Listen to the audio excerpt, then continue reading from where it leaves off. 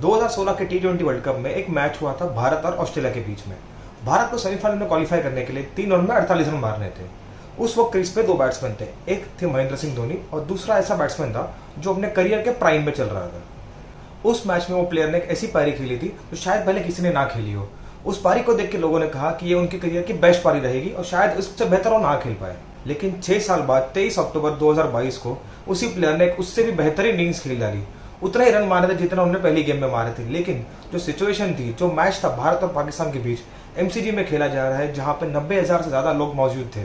90,000 से ज्यादा लोग देख रहे थे स्टेडियम के अंदर और तकरीबन 18 करोड़ लोग ऑनलाइन देख रहे थे और टीवी पे कितने लोग देख रहे थे उनकी शायद गिनती ही नहीं हो सकती। उस प्लेयर ने एक ऐसी इनिंग खेल डाली है जहां पे सिंगल हैंडेडली उन्होंने भारत को एक जीत दिला दी, बहुत ही ऐतिहासिक जीत दिला दी, जिसको देखकर भारत के कप्तान रोहित शर्मा को कहना पड़ा कि ये सिर्फ उनकी नहीं बल्कि भारत के लिए किसी ने भी खेली हुई सबसे बेस्ट इनिंग्स हो सकती है। हम बात कर रहे हैं विराट कोहली की। विराट कोहली ने 2016 में ऑस्ट्रेलिया के खिलाफ एक ऐसी पारी खेली थी जहां पे उनको थोड़ा सपोर्ट किया था MS धोनी ने और इस बार उनको सपोर्ट किया है हार्दिक पांड्या ने। लेकिन उन दोनों इनिंग्स में जो इस तरह से शॉट्स खेले विराट कोहली ने, वैसे शॉट शायद कोई और बैट्समैन ना खेल सके। और उनकी ये पारी देखकर सभी ने कह दिया कि the king is back. Hello and welcome back to change view.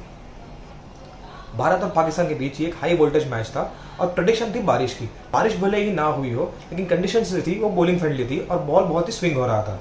Bharat ने भी इसीलिए बॉलिंग पहले की और पाकिस्तान ने भी ये कहा था कि अगर टॉस जीते तो वो बॉलिंग कर दे। भारत को अर्शदीप सिंह ने बहुत ही अच्छी शुरुआत दी और साथ ही बहुत सपोर्ट किया भुवनेश्वर कुमार ने। पाकिस्तान के दोनों ओपनिंग बैट्समैन जल्दी आउट हो गए थे, लेकिन उसके बावजूद उनके जो मिडिल ऑर्डर है उन्होंने इस बार थोड़ा बहुत फायर कर दिया था इफ्तिकार और शान मसूद के रूप में। गिरते पड़ते कैसे भी करके पाकिस्तान ने स्कोर कर दिया 159 और अब आई थी भारत की पारी। भारत की सबसे बड़ी दिक्कत बन चुके KL राहुल। ये भाई साहब कोई भी बड़े मैच में परफॉर्म नहीं करते और हमेशा प्ले डाउन हो जाते हैं और आउट होने के बाद हमेशा एक ऐसा इशारा करते थे कि शायद उनकी बदनसीबी से आउट हुए हैं। लेकिन उनकी जो टेक्निक है या उनका जो माइंडसेट है वो बड़े मैचेस का बिल्कुल भी नहीं है। साफ दिख रहा था वो कितने प्रेशर में है और कई बार उनका प्रेशर जो रोहित शर्मा पे भी आ जाता है। रोहित शर्मा को एक अच्छी बॉल पड़ गई जिससे वो आउट हो गए थे। उसके बाद आता है सूर्य कुमार यादव। सूर्य कुमार यादव भारत की एक दूसरी दिक्कत बनते जा रहे हैं। जिस तरीके वो फॉर्म में है या जिस तरीके से वो खेल रहे हैं, उनको भारत को ऐसे मैचेस में जिता देना चाहिए। लेकिन ये चौथी पारी हो चुकी है पाकिस्तान के खिलाफ जहां पे उन्होंने स्टार्ट किया हुआ है लेकिन वो मैच को फिनिश नहीं कर पाए या मैच को बना नहीं पाए। उनका ये फॉर्म जाया ना हो जाए और भारत के लिए बहुत जरूरी है कि आगे के वर्ल्ड कप के मैचेस में वो अच्छा परफॉर्म करते रहे और सेमीफाइनल और फाइनल अगर भारत खेलती है तो वहां पर उन पर बहुत जिम्मेदारी रहेगी। लेकिन उसके बाद आती है एक ऐसी पारी विराट कोहली की ओर से कि जो सभी को फिर से उनका फैन बना देती है।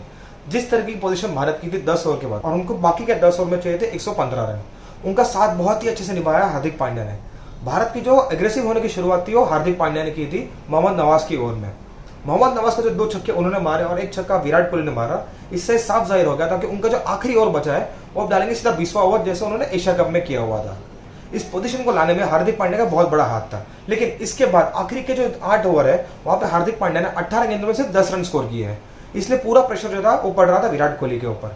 लेकिन विराट कोहली ने जिस तरीके की पारी खेली और खास करके जो आखिरी के 3 ओवर में जहां पे भारत को 48 रन चाहिए थे, वहां पे जो शॉट्स खेले विराट कोहली ने, जिस तरीके से शाहीन शाह अफरीदी को मारा है, जिस तरह से उनको रीड किया है, उसके बाद उन्होंने जो सीधा छक्का मारा है हारिस रऊफ को, वो शायद उतना ही यादगार बन जाए जितना सचिन तेंदुलकर का स्क्वायर करता शोएब अख्तर को 2003 के वर्ल्ड कप में।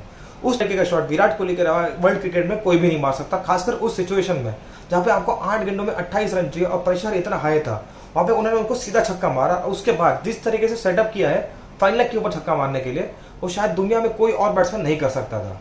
और आते हैं हम आखिरी ओवर में, जिस तरह से छक्का मारा उन्होंने मोहम्मद नवाज को या जिस तरीके से 3 रन लिए थे उन्होंने फ्री हिट पे, बोल्ड होने के बाद उन्हें पता था कि ये बॉल डेड बॉल नहीं हो सकती है और इन पे इनको रन मिलेंगे। फिर भले ही वो उनके खाते में ना जाए लेकिन भारत की जो टीम के रन है उसमें ऐड हो जाएंगे, जो पाकिस्तान की टीम को पता ही नहीं था।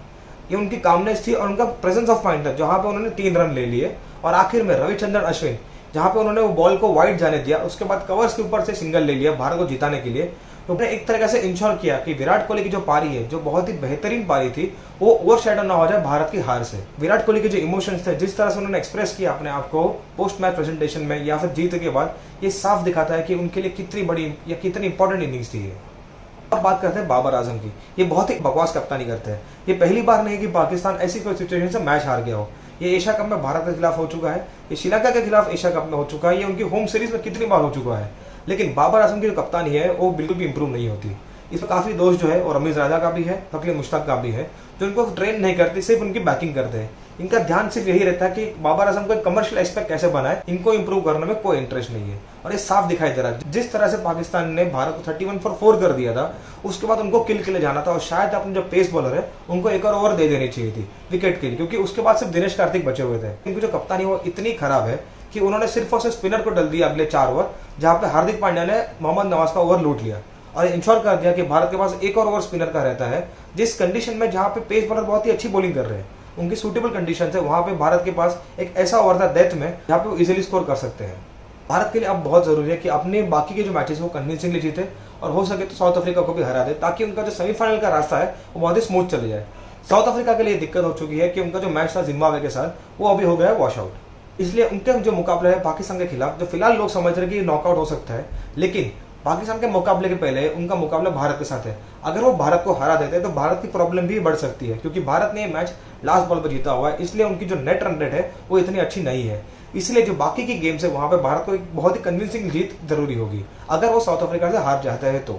अगर वो साउथ अफ्रीका को हरा देते हैं तो भारत सेमीफाइनल में बहुत ही आसानी से पहुंच जाएगा और अफ्रीका और पाकिस्तान के बीच जो मुकाबला होगा वो शायद एक नॉकआउट मुकाबला हो सकता है।